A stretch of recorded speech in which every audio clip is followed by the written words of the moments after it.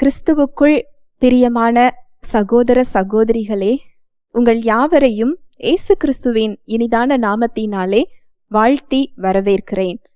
தேவனுடைய வார்த்தை சொல்லுகிறது, சத்தியத்தையும் அறிவீர்கள், சத்தியம் உங்களை விடுதலையாக்கும் என்று சொல்லுகிறது. இன்றைய சிந்தனைக்கு எடுத்துக்கொண்ட வேத வசனம் ஏசாயா 53:5. நம்முடைய மீறுதல்களின் நிமித்தம் அவர் காயப்பட்டு, நம்முடைய அக்கிரமங்களின் நிமித்தம் அவர் நொறுக்கப்பட்டார். நமக்கு சமாதானத்தை உண்டு பண்ணும் ஆக்கினை அவர் மேல் வந்தது. அவருடைய தழும்புகளால் குணமாகிறோம். நம்முடைய மீறுதல்களின் நிமித்தம் அவர் காயப்பட்டு, நம்முடைய அக்கிரமங்களின் நிமித்தம் அவர் நொறுக்கப்பட்டார். நமக்கு சமாதானத்தை உண்டு பண்ணும் ஆக்கினை அவர் மேல் வந்தது. அவருடைய தழும்புகளால் குணமாகிறோம். இதுதான் அவர் சிலுவையில செய்தது. அந்த நோய்க்கு காரணமான, நாம கட்டுகள்ல நிற்கக்கூடிய அந்த விளைவுகளுக்கு காரணமான அந்த வேரே சிலுவையில் அகற்றப்பட்டிருக்கிறது. நீங்க ரட்சிக்கப்பட்டிருந்தீங்க அப்படின்னு சொன்னா உங்களுக்குள்ள அந்த நோய்க்குரிய இயல்பு கிடையாது. உங்களுக்குள்ள அந்த நோயை உண்டாக்கக்கூடிய பாவ இயல்பு கிடையாது. உங்களுக்குள்ள இருக்கிறது தேவ இயல்பு. நீங்க தேவனை அறியாதவர்களாக இருந்தால், இயேசு கிறிஸ்துவை விசுவாசித்து அவரை இரட்சகராக ஏற்றுக்கொள்ளும் போது இந்த விடுதலையை உங்களால பெற்றுக்கொள்ள முடியும். ஏன்னா இந்த ரட்சிப்பு, இந்த விடுதலை, இந்த மீட்பு, கிருபை எல்லாருக்கும் கொடுக்கப்பட்டிருக்கிறது. எல்லோரும் ரட்சிப்பை அடைவதே தேவனுடைய சித்தமாய் இருக்கிறது. அதற்காக தான் அவர் இத்தனை பாடுகளையும் அவர் பட்டிருக்கிறார். ஒருவர் கூட கெட்டு போவது தேவனுடைய சித்தம் இல்லை. நீங்க நோயோடு இருப்பது தேவனுடைய விருப்பம் இல்லை.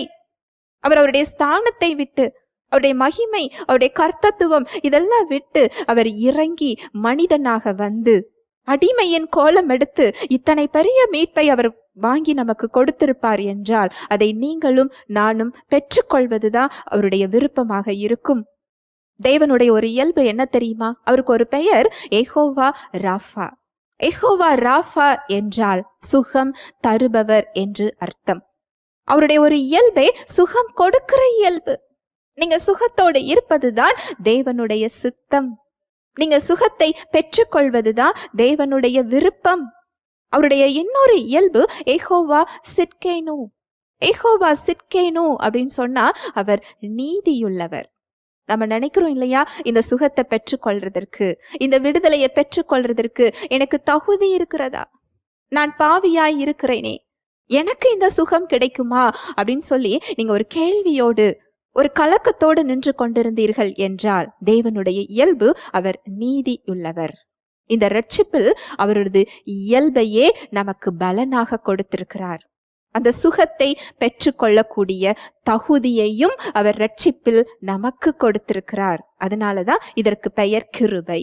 இலவசமாக கொடுக்கப்பட்டிருக்கிறது, கிருபையாக நமக்கு கொடுக்கப்பட்டிருக்கிறது. அவர் செய்த செயல்களை நீங்கள் விசுவாசித்து அதை ஏற்றுக்கொள்ளும் போது உங்க சரீரத்துல நீங்க சுகத்தை பார்க்க முடியும். இது நீங்க ஆவிக்குரிய விடுதலை, சரீரத்துல இந்த விடுதலை உண்டா அப்படின்னு உங்களுக்கு ஒரு கேள்வி வரலாம். எப்படி ஆதாமுடைய ஆவியில் அவர் மரித்த நிலைமைக்கு பாவ இயல்பை பெற்றுக்கொண்ட பின்பு அவருடைய சரீரத்தில் மரணம் ஏற்பட்டதோ, படிப்படியாக அந்த மரணம் அவருடைய சிந்தனைகளுக்கு வந்து சரீரத்துக்கு வருகிறது. அது போல ஆவியில நீங்க ரட்சிப்பை பெற்றுக்கொண்டிருந்தீங்கன்னு சொன்னா, நீங்க ரட்சிக்கப்பட்டிருந்தீங்க அப்படின்னு சொன்னா உங்க ஆவியில பாவ இயல்பு கிடையாது. 2 கொரிந்தியர் 5:17 சொல்லப்பட்டிருக்கு, ஒருவன் கிறிஸ்துவுக்குள் இருந்தால் அவன் புதிய சிருஷ்டியாய் இருக்கிறான், பழையவைகள் எல்லாம் ஒழிந்து போயின, எல்லாம் புதிதாயின. அந்த புதிய சிருஷ்டியில நீங்க தேவ இயல்பை பெற்றிருக்கிறீங்க, தேவ வாழ்வை பெற்றிருக்கிறீங்க, தேவ நீதியை பெற்றிருக்கிறீங்க, தேவ சுகத்தை நீங்க பெற்றிருக்கிறீங்க. இதை நீங்க அறிந்து கொண்டு உங்க சிந்தனைகளுக்கு கொடுக்கும் பொழுது, அதை நீங்கள் விசுவாசிக்கும் பொழுது, அந்த சுகம், அந்த ஆவிக்குரிய சுகம் உங்க சரீரத்துல நீங்க பார்க்கும் பலனாக மாறும். இந்த இடத்துல நீங்க செய்ய வேண்டியது அவருடைய சத்தியத்தை நீங்க அறிந்து கொள்றது. தேவனுடைய விருப்பம் என்ன? இந்த நோய் எனக்கு தேவனிடத்திலிருந்து வருவதில்லை. திருடன் திருடவும் கொல்லவும் அழிக்கவும் வருகிறானே அன்றி வேறொன்றுக்கு வரான். நானோ அவைகளுக்கு ஜீவன் உண்டாயிருக்கவும் அது பரிபூர்ணப்படவும் வந்தேன் என்று யோவான் 10:10 சொல்லப்பட்டிருக்கிறது. இதை மேற்கொள்ளக்கூடிய ஒரு வாழ்வை சிலுவையில் ஆண்டவராகிய இயேசு கிறிஸ்து எனக்கு கொடுத்திருக்கிறார். இதுல நான் சுகம் பெறுவதே தேவனுடைய சித்தமாய் இருக்கிறது. இதை மேற்கொள்ளக்கூடிய அந்த இயல்பு எனக்கு கொடுக்கப்பட்டிருக்கிறது என்பதை நீங்கள் அறிந்து கொண்டு விசுவாசிக்கும் பொழுது அந்த ரட்சிப்பில் உள்ள சுகம் உங்க சரீரத்துல அது பலனாக மாறும். எந்த நோயாக இருந்தாலும், ஒரு சின்ன தலைவலியில இருந்து டாக்டரால குணப்படுத்த முடியாத, மருந்தே கண்டுபிடிக்க முடியாத எவ்வளோ பெரிய நோயாக இருந்தாலும், மரண படுக்கையில் இருந்தாலும் அதை மாற்றக்கூடிய வல்லமை அந்த தெய்வ சுகத்தில் இருக்கிறது. உங்க மரண படுக்கையை மாற்றக்கூடிய வல்லமை அந்த தெய்வ சுகத்தில் இருக்குது. ஏன்னா அந்த தெய்வ சுகம் என்பது மரித்து போன உறுப்புகளை உயிர்ப்பிக்கக்கூடிய வல்லமை நிறைந்தது. செயலற்ற உறுப்புகளை செயல்படுத்தக்கூடிய வல்லமை நிறைந்தது. முடங்கி இருக்கின்ற உறுப்புகளை நேராக்கக்கூடிய வல்லமை அதுல இருக்குது. புதிதாக மாற்றக்கூடிய உயிர்ப்பிக்கக்கூடிய வல்லமை அந்த சுகத்தில் இருக்கிறது. அது உங்க சார்பில் செயலாற்ற காத்து கொண்டிருக்கிறது. இதை நீங்க அறிந்து கொள்ளும் போதுதான் விசுவாசிக்க முடியும். என்ன வசனம் சொல்லுது? விசுவாசம் கேள்வியினால் வரும். ரோமர் 10:17 வாசிக்கலாம். ஆதலால் விசுவாசம் கேள்வியினாலே வரும், கேள்வி தேவனுடைய வசனத்தினாலே வரும். விசுவாசம் கேள்வியினால் வரும். கேள்வி அப்படிங்கிறது கேட்கிறது. விசுவாசம் எப்படி வரும்னா, நீங்க கேட்கறதுனால வரும். எதை கேட்கறதுனால வரும்? தேவனுடைய வார்த்தைய. எந்த வார்த்தையை கேட்கறதுனால வரும்? ஏசு கிறிஸ்து என்ன செய்து முடித்திருக்கிறாரோ இந்த சத்தியத்தை கேட்கறதினால் விசுவாசம் வரும். கிரேக்க மொழியில தேவ வார்த்தை அப்படிங்கிறது கிறிஸ்துவின் வார்த்தைன்னு போடப்பட்டிருக்கு. கிறிஸ்துவின் வார்த்தைய நீங்க கேட்க கேட்க விசுவாசம் வரும். ஏசு கிறிஸ்து ஏன் மாம்சத்தில் வெளிப்பட்டார்? அவர் சிலுவையில் செய்தது என்ன? அந்த இரட்சிப்பில் என்ன இருக்கிறது? அவருடைய ரத்தம் எனக்கு என்ன செய்திருக்கிறது? அந்த இரட்சிப்புக்குள்ள எனக்கு சுகம் கொடுக்கப்பட்டிருக்கு அப்படின்னா அதை நான் எப்படி பெற்றுக்கொள்ளணும்? அந்த சுகத்தை நான் சரீரத்துல எப்படி பெற்றுக்கொள்றது? அவருடைய அன்பை குறித்து, அவருடைய வல்லமையை குறித்து, அவருடைய இயல்பை குறித்து, சத்தியத்தை குறித்து, கிறிஸ்துவை குறித்து நீங்க கேட்க கேட்க உங்களுக்கு விசுவாசம் வரும். அவருடைய விருப்பத்தை அறிந்து கொள்வீங்க. அவர் சிலுவையில செய்ததை அறிந்து கொள்ளுவீங்க. அந்த இரட்சிப்புக்குள்ள இருக்கிற சுகத்தை நீங்க அறிந்து கொள்ளுவீங்க. அந்த விசுவாசத்துக்குள்ள வரும் பொழுது உங்க சரீரம் சுகத்தை பெற்றுக்கொள்ளும். நீங்கள் சுகமாக இருக்க தேவன் விரும்புகிறார். அதுவே அவருடைய சித்தமாய் இருக்கிறது. இரட்சிப்பில் சுகம் என்பது ஒரு பகுதியாக நமக்கு கொடுக்கப்பட்டிருக்கிறது. அது உங்களுடைய உரிமை. ஏன்னா ரட்சிக்கப்படும் பொழுது நீங்க தேவனுடைய பிள்ளையாக மாற்றப்பட்டிருக்கிறீங்க. இந்த சுகம் என்பது உங்களுடைய உரிமை சொத்தாக இருக்கிறது. அது பிள்ளைகளுடைய அப்பமாய் இருக்கிறது. உங்களுக்கு ஒரு சாட்சி நான் சொல்றேன்.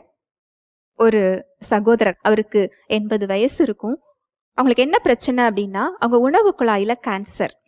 கிட்டத்தட்ட அவங்க ஒரு முற்றிய ஒரு நிலைமை தான். அந்த உணவு குழாயில அந்த கேன்சர் அவங்க தொண்டை வரைக்கும் அது பரவி இருக்கு அப்படிங்கிற ஒரு ரிப்போர்ட். எங்களை பார்க்கும்போது அவங்க என்கிட்ட சொன்னது என்ன அப்படின்னா, நான் சொன்னேன் அவங்க கிட்ட, நீங்க ஏசு கிறிஸ்துவ விசுவாசிச்சீங்க அப்படின்னு சொன்னா, ஏற்றுக்கொண்டீங்கன்னு சொன்னா நீங்க சுகத்தை பார்க்க முடியும். அப்பொழுது அவர் என்கிட்ட சொன்னது, எனக்கு அவர் சுகத்தை கொடுத்தால் நான் விசுவாசிக்கிறேன், நான் ஏற்றுக்கொள்ளுகிறேன். நிச்சயமாக நீங்க சுகத்தை பெற முடியும். ஏன்னா அந்த ரட்சிப்புல சுகம் இருக்கிறது, எங்களுக்கு நீங்க ஒத்துழைப்பு கொடுங்க அப்படின்னு சொல்லி அவங்களுக்கு நாங்க சத்தியத்தை கொடுக்க ஆரம்பித்தோம். விசுவாச அறிக்கைகளை சொல்லி கொடுத்தோம். விசுவாச அறிக்கை என்பது இயேசு கிறிஸ்து சிலுவையில என்ன செய்து முடித்தாரோ அந்த வசனங்களை அறிக்கைகளாக சொல்வது. அந்த வார்த்தைக்குள்ள ஜீவன் இருக்கு. உங்க சரீரத்தை உயிர்ப்பிக்கக்கூடிய வல்லமை அதுல இருக்கிறது. அந்த விசுவாச அறிக்கைகளை சொல்ல வைத்து சத்தியத்தை கேட்க வைத்தோம். சாப்பிட முடியாம இருந்த அவர் சாப்பிட ஆரம்பித்தார். டாக்டர் கிட்ட போகும்போது டாக்டர் ஆச்சரியப்பட்டு கேட்டது, தொண்டை வரைக்கும் உணவு குழாய் முழுவதும் கேன்சர் பரவி இருக்கு, இவர் எப்படி சாப்பிட்டார்? சாப்பிடுறதுக்கு அவருக்கு டியூப் போடணும்னு சொல்லி டாக்டர் சொன்னார். ஆனா அவங்களுடைய மகள், அந்த சகோதரி சொன்னது, எங்க அப்பா காலையில சப்பாத்தி சாப்பிட்டுட்டு வந்தாங்க, நீங்க டியூப் போடணும்னு சொல்றீங்களே. டாக்டர் நம்பவே இல்லையா, அது எப்படி சப்பாத்தி சாப்பிட முடியும்? ஏன் அப்படின்னு சொன்னா, அந்த நோயை மேற்கொள்ளக்கூடிய தேவ சுகம் அந்த சரீரத்துல செயல்பட்டு கொண்டிருந்தது. அந்த தாத்தா விசுவாசத்தோடு அதை ஏற்றுக்கொண்டாங்க. ஏற்றுக்கொண்டு அந்த வார்த்தைகளை பேசினாங்க, அந்த சத்தியத்தை கேட்டாங்க, எங்களுக்கு ஒத்துழைப்பு கொடுத்தாங்க. படிப்படியாக கிட்டத்தட்ட ஒரு 3 மாதத்தில் கேன்சரே இல்லை அப்படிங்கிற ஒரு ரிப்போர்ட்டை இயேசுவின் நாமத்தினால அவங்க கிருபையாக பெற்றுக்கொண்டாங்க. அவங்க மட்டும் இல்லை, யார் ஒருவர் இந்த சத்தியத்தை தாழ்மையா ஏற்றுக்கொள்றாங்களோ அவங்க எப்பேற்பட்ட மரண படுக்கையில இருந்தாலும் அந்த சுகமானது அவங்க சரீரத்தை மேற்கொள்றத, அந்த சுகத்தை அவங்க சரீரம் பெற்றுக்கொள்றத நாங்க பார்த்துக்கிட்டு இருக்கிறோம். அது எவ்வளோ பெரிய வியாதியாக இருந்தாலும் அந்த உறுப்புகள் உயிர் பெறுகிறதை, அந்த உறுப்புகள் சுகம் அடைவதை, அந்த உறுப்புகள் சரியாகிறத, அந்த தெய்வ சுகம் அந்த உறுப்புகளை மேற்கொள்றத நாங்க பார்க்கிறோம். இயேசுவின் தழும்புகளால் நீங்கள் குணமானீர்கள். எந்த நிலைமையில இருந்தாலும் இந்த சத்தியத்தை நீங்க கேட்டு அறிந்து கொண்டு அதை நீங்கள் விசுவாசத்தோடு தாழ்மையாக ஏற்றுக்கொள்ளும் போது உங்க சரீரத்துல சுகத்தை நீங்கள் பார்க்க முடியும். பரிசுத்த ஆவியானவர் தாமே தேவ வார்த்தையோடு கூட உங்கள் யாவரோடும் இடைப்பட்டார் என்பதை விசுவாசிக்கிறேன். தேவ வார்த்தையில் சொல்லப்பட்ட சத்தியத்தின்படி சிந்திக்க, செயல்பட இன்று நாம் தீர்மானம் எடுப்போம். தேவனுடைய கிருபையும் சமாதானமும் உங்கள் அனைவரோடும் கூட என்றைக்கும் இருப்பதாக. ஆமேன்.